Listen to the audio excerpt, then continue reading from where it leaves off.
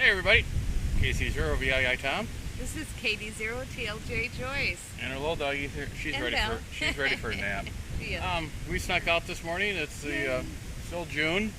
It's like 85 degrees out here and about 80% humidity. They got some high heat index alerts today out in the area. Everybody keep cool, keep hydrated. We're up here at Lake Hendricks in Riceville. Yes, beautiful campground. And we're going to go out and take a walk around. We've been here before, checked some of the past episodes, did a very good review on it. It's one of our favorite places to go. Yes, It looks like it's full. I think we got the last campsite available I think so. on the upper section. Not our favorite spot, but It's Yeah. not bad. it's a nice little campground. We're surrounded by Minnesotans for some reason. There must be a slow leak in Minnesota this weekend. We're going to put a little Dougie back in. She needs a nap. We had about an inch and a half, inch and a quarter rain this morning. Nice rain. So yeah. On that, we're going for a walk. When camping here at Lake Hendricks, or if you're in the Riceville area, a must-see is this butterfly garden. If you only need 15 to 20 minutes to come and relax, this is the place to do it. This is a butterfly sanctuary preserve, and there's quite a few signage around here that stress the no netting policy. I'm not sure if this is kind of the running joke or if they're really serious about it.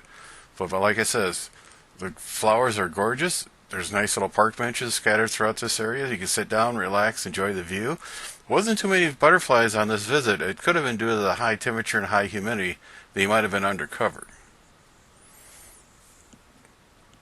But as you can see, there's a good variety of flowers and plenty of them with what butterflies and hummingbirds and bees like to eat off from.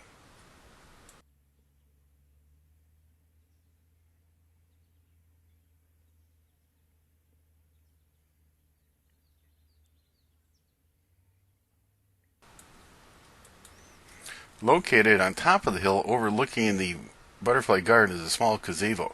The path that leads up to it has a sign with all the different types of butterflies that are seen here. This little park here would be a gorgeous area to go visit in the fall when the leaves are turning, the flowers are still in bloom, and a lot of the bees are running around getting ready for the winter.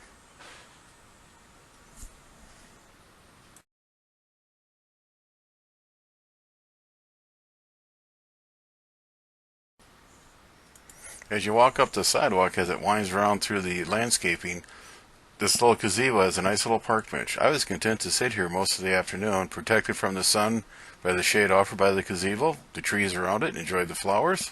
Hopefully see some butterflies come back. But you know TLJ, give her a camera and she's got to go out and find stuff. Okay, question for this week is, so you want to be an RVer? Big question. I've had a few people ask me that the last couple weeks at the college where I work at. We're getting a lot of people back on campus. The country's trying to reopen from the pandemic. Right now, Iowa, we may have to be shutting down some stuff, closing some like restaurants and bars, something that just got reopened. Some places we're getting little spikes in the number of cases, the death rate. We'll find out later on this week what the Saratoga County and Floyd County want to do.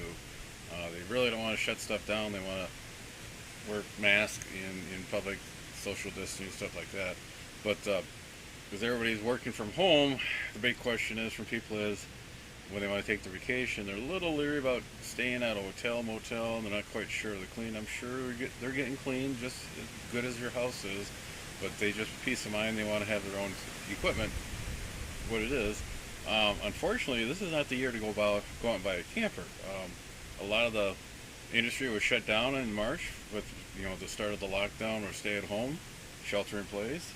I know Winnebago and Forest City, Iowa, they just got back up working 2 weeks ago, I believe it was. They're bringing lines on slowly. The demand is high. A lot of dealers, the very good floor plans on new equipment is sold. The floor plan on used equipment is sold. Right now there's some floor plans that are kind of a little strange. It's for most people. I mean, I'm sure there's people out there who like the way these are laid out. I know a couple people at college I'm at. They bought brand new campers. They enjoy it very much, and they says, yeah, it had a little something weird in the back, but we can live with it. That's not a problem. Or we may fix that ourselves. So a couple of things you got to do if you're planning on doing something like this is what do you have planned? You're going to be a weekend warrior and some vacation like TLJ and myself are. When we started out, we were looking at a tow trailer, something to pull behind, and the ones that we saw that we liked were too large for the vehicles we had. So if we're going to buy something we like, we're going to have to buy a tow vehicle. And I said, well, instead of doing that, then we started looking at the small C's and possibly we did see a couple B's, but we ended up buying the C because it was such a good deal and it needed a lot of work. That's why we got a good deal on it. Thing you got to ask is yourself is, are you going to weekend wires? Are you going to go full time? Are you going to sell your house? Excuse me, and do it permanently, or are you just going to take a couple months off and go travel around the country and have fun? Then you got to decide who's all coming with you. Are you empty nesters like we are, or do you have some kids running around? How old are the kids? Grandkids, possibly. What's going to take to make sure everybody's comfortable going down the road? If you will spin around here slowly, as you can see, we got a class. We're in a Class C. We got a fifth wheel. Then we got a couple small tow trailers across the way. One's got a slide out, and the other one looks like a real nice gray wolf. And then over here we have a Class A. Again, this is a slow leak out of Minnesota. These people they're the hybrid. I'll get a picture of that here in a little bit. All from Minnesota, and they're here together. They're running around together, staying at everybody's place. So again, the more the merrier. But that's one thing you're gonna have to ask yourself: who's all going? Where do you want to do? How long are you going to be out? And try to find a floor plan and the size you want. I have a few people told me they want to get something big with a bunkhouse, and you ask them, well, it's just you and your husband. Well, we have grandkids, and I asked them, how often are these kids coming with you? All the time, some of the time, and they stopped and thought about it for a while, and they are rethinking that idea. So, gorgeous morning. Little Dougie and I are sitting out here on the picnic table enjoying the morning. TLJ's out running around taking pictures of flowers. What else? Getting back to what we're talking about, this year supplies are real tight, new and used. Check on some of the online websites, your local paper for used motorhomes, campers, whatever. Take a good look at them, and if they got any type of slides on them, make sure the slides are in, and you go in and see where you can and can't go.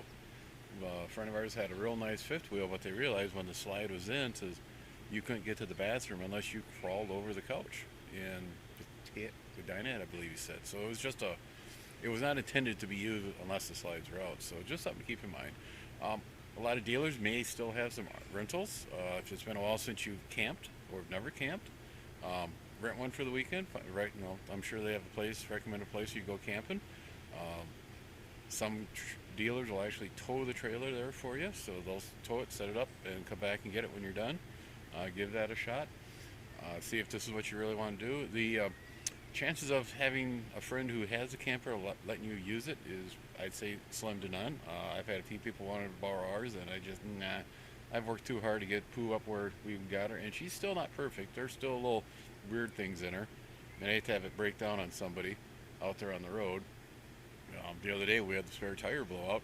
Yeah, the spare sitting on the rack, it blew up, ruined the cover. I'm more upset about it. I lost a brand new cover. So a lot of different neat features. We're coming up, that you may not be able to find something this summer, but in late winter, early spring, the RV shows kick up. What I do right now is start checking the manufacturers online for floor plans, give an idea of what you're looking at. If you got something you like and it's a tow trailer, is your vehicle able to tow it, or you have to get a tow vehicle with it? One nice feature about those is you come to a campground like this, you can drop the trailer off, get in the car and go explore, or truck and explore the local sites. Our Class C, kind of hard to do that, but we use our C Pooh a lot in the fall and winter. TLJ be going to workshops for floor design. We go shopping with it. People first thought I was crazy when I told them we're taking the camper and going to Rochester and do some shopping. And it was just like, why? Well, she may want to go to a store, and I don't want to go in there, so me and little doggy will just stay in the camper and watch TV, and, catch whatever's on the channel, or watch a movie off the TiVo. Yeah, that's another thing. We're going to have to talk about accessories you can put in these things. I mean, the TiVo has now come out with their TiVos are using a wall wart. The 120 volts no longer goes directly into it. They use an adapter, and they're 12 volts, so you can actually tie it into the 12 volt system in the camper, which is kind of neat. And there's other products like that too on the market besides TiVo. There's other streaming devices that run on 12 volts now. Now, if we could only get DirecTV or Dish Network to make a receiver that will run on 12 volts, so. But another thing, one thing I've noticed here and in other campgrounds, we got a lot of traffic this morning driving through the campground. Even yesterday, I'd say over half aren't camping here. They're just coming here taking a look at the campers and just looking and daydreaming at different types, and that's a good way to do it. And I know the other day I was out going to work on mine at home. I had to pull out front so I could keep an eye on the shop when TLJ is out delivering. And some guy pulled up in front, walked around, and says, "How much?" I said, "What do you mean?" He says, "Well, you're selling it, right? You got it up front of the house." I go, "No, I'm going to work on it." He goes, "No, no, no, no. I'll buy it right now." I told him it wasn't for sale. So if you got one you want to sell, you could probably make some money off from it. But we're not ready to part with her yet. So okay, we're going to start packing up, have a little lunch, and call it a weekend. Today is gorgeous out here. Oh, beautiful, beautiful. I've been out taking pictures with the big camera and lens, so it's been kind of fun. And yesterday it was pretty too hot and muggy for us, and it was almost 90 degrees, high humidity. Last night we were going to do a campfire, and too hot and muggy, and the bugs came out, so we stayed inside. And she played on the radio most of the afternoon last night. She was able to make her first contact with a couple of members of the Ham Nation crew, Amanda and her husband Jeff. Yep, so that was cool. Thanks, Amanda. About a year and a half ago during the Route 66 event, she could hear Bob Heil, but the pileup was just too big to break through. So. And I just had my little antenna, so it didn't work. So. Yeah. Maybe next time. Like I said, the Addis 120 works great for making contacts, but boy, when you get into these contesting events, it's pretty hard to bust through the pileup. But one thing is, most of the people there are patient. They'll go through the whole pileup, grab the people. A lot of them will actually go for the weaker signals. Yeah, a lot of times if they hear the YL in there, they'll say, "Okay, everybody be quiet. I heard a YL in there." So that's kind of cool. So. You ready for bed, little doggy? Yeah, we got a tired dog. So 7-3, stay safe, everybody. 7 3s. Be sure to tell your friends, neighbors, other hams. Subscribe, hit that bell to get notification when new videos come out. Add comments below. 7-3, everybody.